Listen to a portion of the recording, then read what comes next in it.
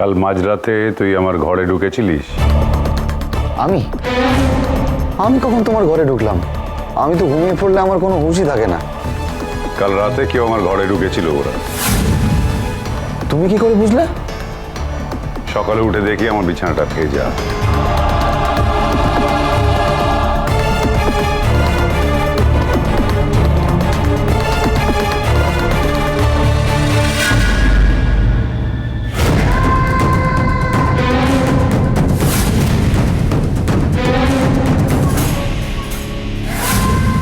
বিছানা ভেজা? এটা কি করে সম্ভব? আমি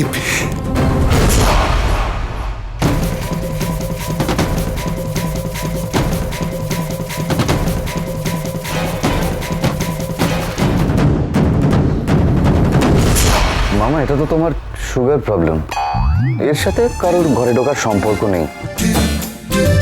মামা, তুমি বরং একটা ভালো জায়গা থেকে সুগার টেস্টটা করিয়ে নাও। ইডিয়েট! ওটা আসল নয়, নকল। কেউ মাঝরাতে আমার ঘরে ঢুকে আমার বিছানাটা ভিজিয়ে দিয়েছিল।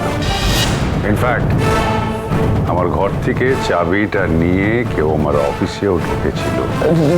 মামা, তোমার থাপ্পড়ের দিব্যি আমি ওটা নয়, বিশ্বাস করো। জানি তুই এটা করার সাহস পাবি না, তবে এটা জানার জন্য আমি পলি আর রাইমাকে দায়িত্ব দিয়েছি।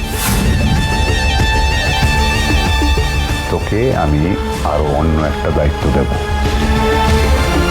কি বলো? তোকে একজনকে খুঁজে বার করতে হবে গোরা। লোকটার নাম অনিমেষ রায়। গোরা, তুই যদি সেই লোকটাকে খুঁজে বার করতে পারিস, আমি 5 লাখ টাকা দেব।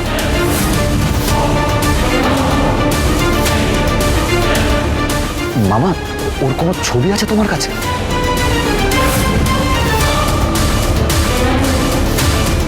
যেটা আমার চেম্বারে অনিমেষ টাঙিয়ে দিয়ে গেছিল, সেটা তো আমি গঙ্গার জলে ফেলে দিয়েছি। না, কোনো ছবি নেই। মামা, তাহলে খুঁজবো কিরকম করে?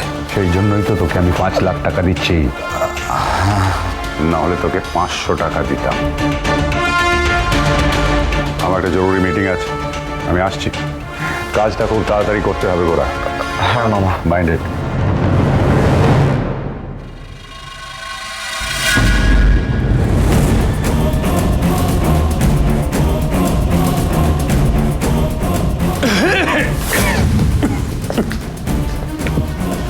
স্যার, চা জল খাবার কিছু আনবো? না, ঠিক আছে। এই লোকটাকে দেখে ভালো মনে হয়, খুব নিরীহ, কারোর সাথে পাঁচে থাকে না। একে বলা যেতে পারে দুই শালী, সোম থেকে রবি প্রতিদিন বিকেল 5:30টায় স্টার জলসায় ও ডিজনি প্লাস হটস্টারে।